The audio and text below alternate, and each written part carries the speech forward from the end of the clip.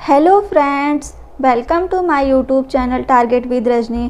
Friends, आज हम discuss करने वाले हैं कंप्यूटर मेमोरी का सबसे महत्वपूर्ण टॉपिक रैम के बारे में कि रैम का फुल फॉर्म क्या होता है, रैम क्या होता है तथा रैम कितने प्रकार के होते हैं।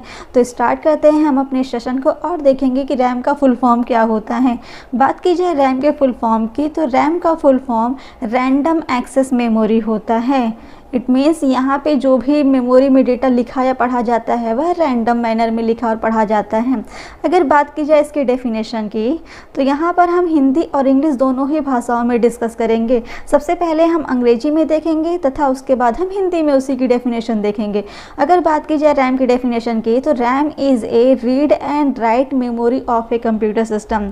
रैम के बारे में यह कहा जाता है कि रैम किसी भी कंप्यूटर की रीड और राइट मेमोरी होती है, मतलब कि रैम की सहायता से ही कंप्यूटर में डेटा लिखा और पढ़ा जाता है।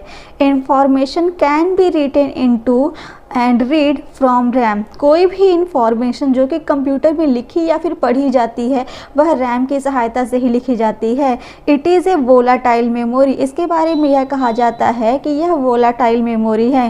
It retains the stored information as long as it is supplied with power. यहाँ पर डेटा तब तक स्टोर रहता है, या फिर यह कहा जा सकता है कि रैम में डेटा तब तक स्टोर रहता है जब तक कि पावर की सप्लाई कंप्यूटर में होती है। अब इसे हम हिंदी में देख लेते हैं।